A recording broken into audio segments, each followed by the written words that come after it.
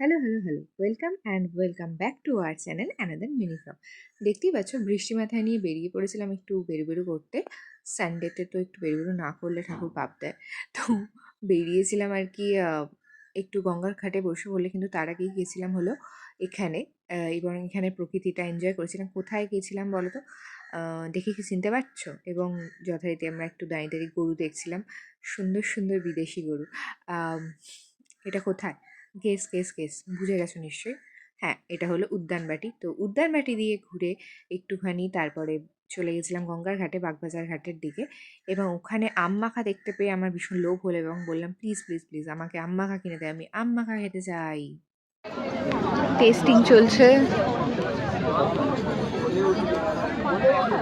Expression?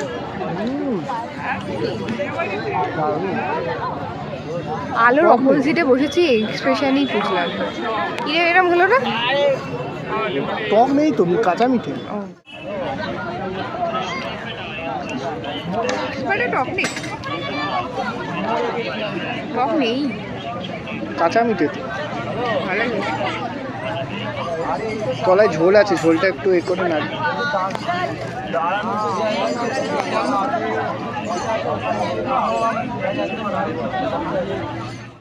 গঙ্গার হাওয়া খাওয়ার পর তারপরে পেট পুজো করতে বেরিয়ে গেছিলাম একটা নতুন ক্যাফের উদ্দেশ্যে, এবং ক্যাফেটা কোথায়?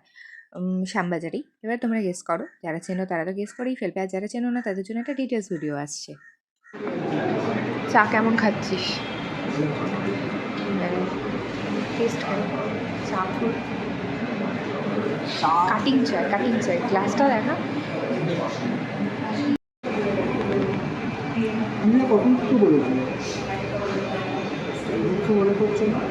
কেমন খাচ্ছিস ম্যাগি বল?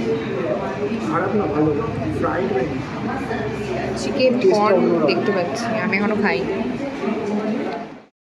তো দেখতেই পেলাম আমি অর্ডার করেছিলাম কাটিং চা, চিকেন ফ্রাইড ম্যাগি, এবং এটা আমি খাচ্ছিলাম পাস্তাটা প্রথমে মুখে পড়েই আমার জিভটা গেল পুড়ে। মানে একদমই গরম ছিল, আর খেয়ে সত্যি বলছি আমার জিভটা পুড়ে গেছিলো, কিন্তু খেতে দারুণ ছিল। রেড সস পাস্তা, আহা হেভি খেতে ছিল। আর ও হ্যাঁ, আর একটাও জিনিস অর্ডার করেছিলাম, সেটা হলো কর্ন। এটা ভিডিও করতে বলে গেছিলাম, তার জন্য ছবিই দিয়ে দিলাম। আর ওখানে খুব সুন্দর সুন্দর ছবি তুলেছি, মানে এত সুন্দর ডেকর করা, যে ছবিগুলো দারুণ হ্যাঁ, উঠেছে। ভিডিওটা সো যদি ভালো লাগে তাহলে অবশ্যই ভিডিওতে লাইক কমেন্ট করে দিও, এবং যারা সাবস্ক্রাইব করেনি তারা সাবস্ক্রাইব করে দিও।